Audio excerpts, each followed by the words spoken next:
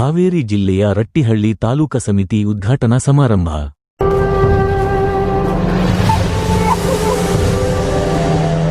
ಕರ್ನಾಟಕ ರಕ್ಷಣಾ ವೇದಿಕೆ ಸ್ವಾಭಿಮಾನಿ ಸೇನೆ ಹಾವೇರಿ ಜಿಲ್ಲೆಯ ರಟ್ಟಿಹಳ್ಳಿ ತಾಲೂಕಾ ಸಮಿತಿ ಉದ್ಘಾಟನಾ ಸಮಾರಂಭ.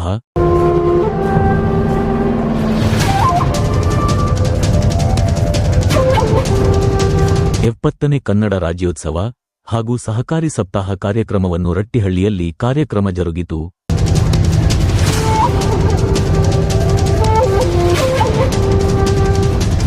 ಕಾರ್ಯಕ್ರಮದಲ್ಲಿ ಜಿಲ್ಲಾ ಘಟಕದ ಪದಾಧಿಕಾರಿಗಳಾದ ಹಾವೇರಿ ಜಿಲ್ಲಾ ರಟ್ಟಿಹಳ್ಳಿ ತಾಲೂಕಲ್ಲಿ ನೂತನವಾಗಿ ಪ್ರಕಾಶ್ ಸಿ ಹರಳಳ್ಳಿ ತಾಲೂಕಾ ಅಧ್ಯಕ್ಷರು, ಮಹಿಳಾ ತಾಲೂಕಾ ಅಧ್ಯಕ್ಷರಾದ ಕಾವ್ಯ ಹ ಪಾಟೀಲ್ ರಟ್ಟಳ್ಳಿ ತಾಲೂಕಾ ಅಧ್ಯಕ್ಷರು,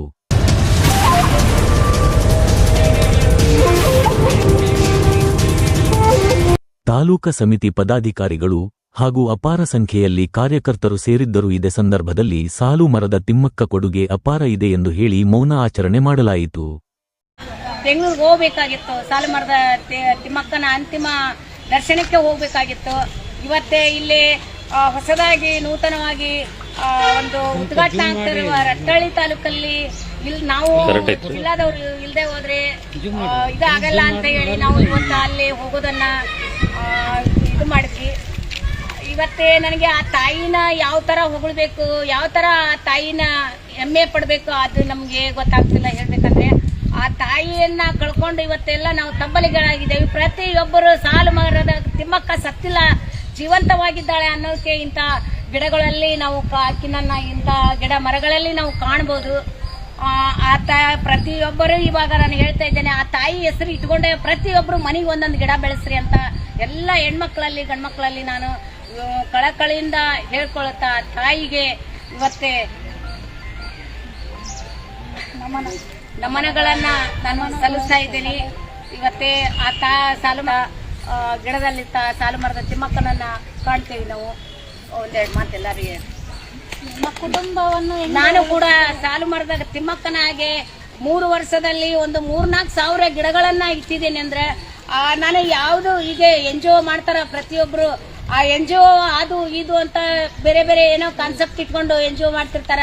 ನಾನು ಒಂದು ಗಿಡವನ್ನೇ ಇಡಬೇಕು, ನಾನು ಪರಿಸರವನ್ನ ಬೆಳೆಸಬೇಕು ಅಂತ ಆ ಪರಿಸರದ ಒಂದು ಸಂಸ್ಥೆಯನ್ನ ನಾವು ತೆಗೆದಿದ್ದೇವೆ.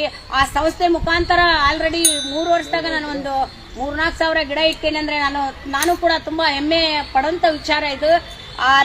ಪ್ರತಿಯೊಂದು ನಾನು ಯಾವುದೇ ವನದಲ್ಲಿ ಇನ್ನು ಮುಂದೆ ಹೋದ್ರೂ ಕೂಡ ಸಾಲು ಮರದ ತಿಮ್ಮಕ್ಕನ ಒಂದು ಬೋರ್ಡನ್ನ ಹಾರಿಸುತ್ತಾ ತಾಯಿ ನಮ್ಮ ಜೊತೆ ಇದ್ದಾಳ ಅಂತಂದು ನನ್ನ ಕೆಲಸ ಕಾರ್ಯಗಳನ್ನ ನಾನು ಮುಂದುವರಿಸ್ತೇನೆ ಅಂತ ಹೇಳ್ತಾ ಎಲ್ಲರಿಗೂ ಇವತ್ತೇ ಆ ತಾಯಿಯ ಆಶೀರ್ವಾದ ನಮಗೆ ಇರ್ಲಿ ಅಂತ ಹೇಳ್ತಾ ನನ್ನ 2 ಮಾತನ್ನ ವಿರಾಮ ಕೊಡ್ತೀನಿ. ನಮ್ಮ ಕುಟುಂಬನ ಹೆಂಗೆ ಉಳಿಸ್ಕೊಂಡು ಹೋಗ್ತಿರೋ ಮುಂದೆ ಆ ಸಾಲು ಮರ ತಿಮ್ಮಕ್ಕನ ಕುಟುಂಬನೂ ಹಂಗೆ ಬೆಳೆಸ್ಕೊಂಡು ಹೋಗ್ಬೇಕು ಅಂತ ನಾವು ಕೇಳ್ಕೊಂತೀವಿ.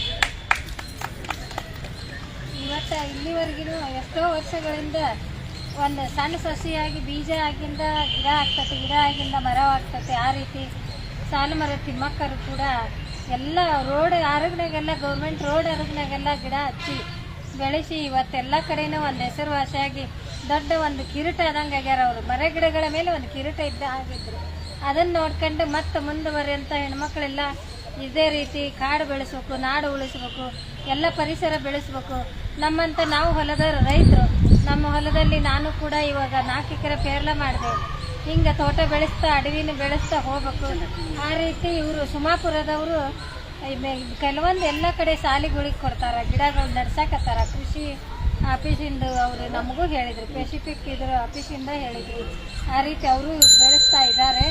ಅವ್ರಿಗೂ ಸ್ವಲ್ಪ ಸಣ್ಣ ಸಾಲು ಮರ ತಿಮ್ಮಕ್ಕ ಅಂತ ಹೇಳಕ್ಕೂ ನಾವು ಗೌರವ ಪಡ್ತೇವೆ. ಆ ರೀತಿ ಅವ್ರಿಗೆ ಶಾಂತಿ ಸಿಗಲಿ ತಿಮ್ಮಕ್ಕ ಅವ್ರಿಗೆ ಇವತ್ತೆಲ್ಲರೂ ಅವ್ರಿಗೆ ಶ್ರದ್ಧಾಂಜಲಿ ಅರ್ಪಿಸುತ್ತೇವೆ. ನಮ್ಮ ಕರ್ನಾಟಕ ರಕ್ಷಣಾ ವೇದಿಕೆ ಸ್ವಾಭಿಮಾನಿ ಸೇನೆಯಿಂದ ಜೈ ಜೈ ಕರ್ನಾಟಕ. ಸಾಲು ಮರಿ ತಿಮ್ಮಮ್ಮಂದು ನಾವು ಎಷ್ಟು ಹೇಳಿದ್ರು ಕಡಿಮೆನೇ. ಈಗ ನಾವು ಹೋಗಿ ಅವರ ಕಡೆ ಆಶೀರ್ವಾದ ತೊಗೊಂಡು ಬಂದೆವು. ಆದರೆ ಎಲ್ಲರೂ ತಲೆ ಮೇಲೆ ಇಟ್ಟು ನಮ್ಗೆ ಆಶೀರ್ವಾದ ಮಾಡಿದೆವು. ಎಲ್ಲ ಆಯಿತು. ನಾವು ಅಲ್ಲಿದಿಂದ ಬಂದು ಅಲ್ಲಿದ್ದು ನೋಡಿ ಬಂದು ನಾನು ಸಾಲು ಮರಿ ತಿಮ್ಮಮ್ಮನಂಗೆ ನಾನು ಮರ ಬೆಳೆಸ್ಬೇಕು, ನಾನು ಹಸಿರಾಗಿ ಉಳಿಬೇಕು ಅಂತ ತಿಮ್ಮಮ್ಮ ನಂಗೆ ಆಗ್ಬೇಕು ನಾವು ಅಮ್ಮ ಅಂದ್ರೆ ನನ್ನಂಗೆ ಆರು ನೀವು ಅಂತ ನಮ್ಮ ತಲೆ ಮೇಲೆ ಕೈ ಇಟ್ಟು ಆಶೀರ್ವಾದ ಮಾಡಿದ್ರಿ ಅವರು.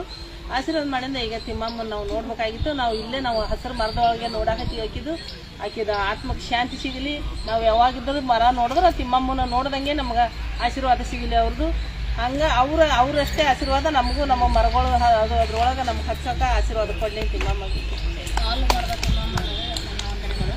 ಇಲ್ಲಿ ಎಲ್ಲ ಕನ್ನಡ ಶಾಲೆಯಲ್ಲಿ ನಮ್ಮ ಸುಮಾರು ಮೇಡಮರು ಎಲ್ಲ ಮಕ್ಕಳು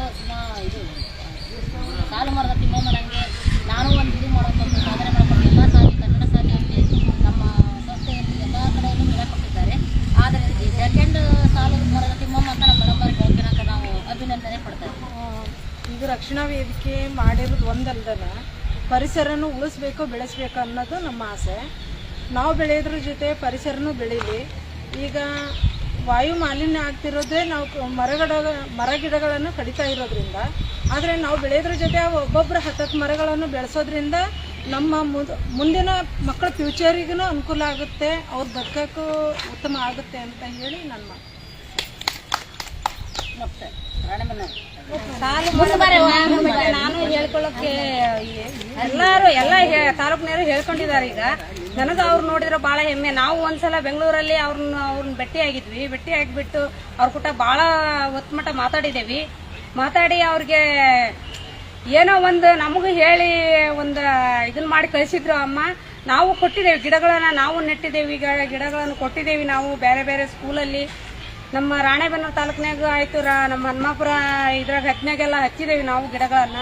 ನಾವು ಅದೇ ಥರ ಬೆಳಿಬೇಕನ್ನೋ ಆಸೆ ನಮಗೂ ಇದೆ. ಅವ್ರಿಗೆ ಅವರ ಇದಕ್ಕೆ ನನ್ನ ಸ್ತ್ರೀನಿಯಾಗಿರುತ್ತೆ. ಸ್ವಾಭಿಮಾನಿ ಸೇವಕ್ಕೆ ನಮಗೆ ಇದು ಕರ್ನಾಟಕ ಇದೈತಲ್ಲ ನೇಮಕಾಗಿ ಆಗ್ತೀವಿ ಅನ್ನೋದು ಗೊತ್ತಾಗಿರ್ಲಿಲ್ಲ ನಮಗೆ. ಫಸ್ಟ್ ಟೈಮ್ ನಮಗೆ ಇದಾಗೈತಿ. ಇಲ್ಲ, ನೀವು ಹೆಣ್ಮಕ್ಳು ಎಷ್ಟು ಒಗ್ಗಟ್ಟಾಗಿರ್ತೀರಿ. ಆದ್ರಿಂದ ಬರೋದಿಂದಲ್ಲಿ ಒಂದು ಸಮಿತಿ ಆಗಲಿ, ಒಂದು ನ್ಯಾಯ ಕೊಡ್ಸೋದಾಗ್ಲಿ, ಜನರಿಗೆ ಆಸಕ್ತಿ ಇರಲಿ ಅಂತ ಹೇಳಿ ಈಗ ನಿಮ್ಮ ಹೆಣ್ಮಕ್ಳ ಬಲ ಜಾಸ್ತಿ ಇರ್ಬೇಕಿದ್ರೆ. ನಮಗೆ ಈ ಸ್ಥಾನ ಕೊಟ್ಟಿದ್ದಕ್ಕೆ ನಿಮ್ಮ ರಕ್ಷಣಾ ವೇದಿಕೆಯಿಂದ ಎಲ್ಲರಿಗೂ ಧನ್ಯವಾದಗಳು. ಹಾಗೂ ಸಾಲುಮರ ತಿಮ್ಮಕ್ಕನವರ ಬಗ್ಗೆ ಹೇಳಬೇಕು ಅಂದ್ರೆ ನಾವು ಪ್ರತಿಯೊಂದು ಸಲಕ್ಕೂ ಉಸಿರಾಡದೆ ಸಾಲುಮರ ತಿಮ್ಮಕ್ಕವರ ಬಗ್ಗೆ ಉಸಿರಾಡ್ತಾ ಇದ್ದೇವೆ. ನಮ್ಮ ಮಕ್ಕಳು ಕೂಡ ಮುಂದೆ ಗಿಡ ಮರಗಳನ್ನ ಚೆನ್ನಾಗಿ ಬೆಳೆಸಿ ಸಾಲುಮರ ತಿಮ್ಮಕ್ಕನವ್ರ ತರ ಗಿಡಗಳನ್ನ ಎಲ್ಲ ಬೆಳೆಸೋಣ ಹೇಳ್ತಾ ನನ್ನ 2 ಮಾತು ಮುಗಿಸ್ತೀನಿ.